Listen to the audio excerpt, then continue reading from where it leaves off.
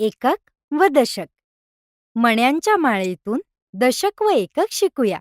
संख्यांचे स्थान ओळखूया. इयत्ता दुसरी गणित प्रकरण 3.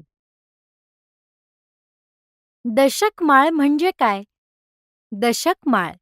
एका माळेत 10 मणी असतात, म्हणून त्याला एक दशक माळ म्हणतात.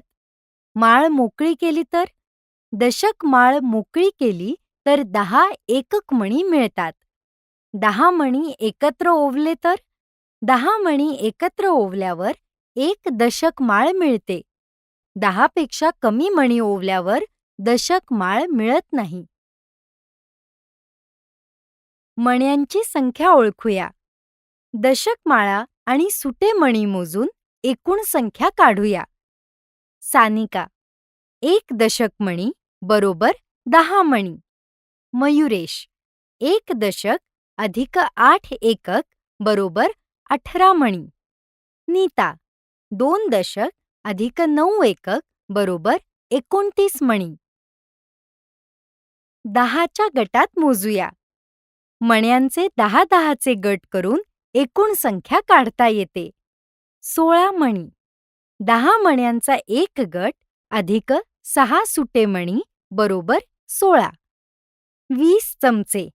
10 चमच्यांचे 2 गट अधिक 0 सुटे बरोबर 20. 20 पेन्सिली. 10 पेन्सिलींचे 2 गट अधिक 0 सुट्या बरोबर 20. संख्येतील अंकांचे स्थान. संख्या 36. 3 दशक स्थान, 6 एकक स्थान. म्हणजे 3 दशक माळा अधिक 6 सुटे मणी बरोबर 36. संख्या 63. 6 दशक स्थान, 3 एकक स्थान. म्हणजे 6 दशक माळा अधिक 3 सुटे मणी बरोबर 63. दशक एकक स्थान सराव. खालील संख्यांमधील दशक व एकक स्थानाचे अंक ओळखूया. संख्या 43. दशक स्थान 4. एकक स्थान 3. संख्या 79. दशक स्थान 7.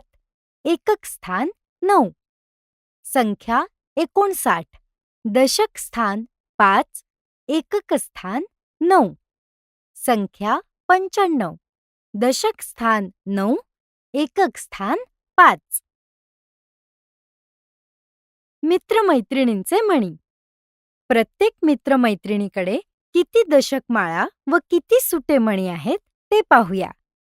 मनीष 36. 3 दशक माळा अधिक 6 सुटे मणी. रिया 43. 4 दशक माळा अधिक 3 सुटे मणी. सोहम 54. 5 दशक माळा अधिक 4 सुटे मणी. जॉन 77. 7 दशक माळा अधिक 7 सुटे मणी. ईशा 82. 8 दशक माळा अधिक 2 सुटे मणी. आपण काय शिकलो? स्थान मूल्य. अंकांचे स्थान त्यांच्या मूल्यावर परिणाम करते. दशक माळ. 10 मणी बरोबर 1 दशक हे 10च्या गटाचे रूप. गट व सुटे. गट अधिक सुटे बरोबर एकूण संख्या. दशक म्हणजे 10चा गट आणि एकक म्हणजे सुटे मणी. संख्येतील प्रत्येक अंकाचे स्थान महत्त्वाचे असते.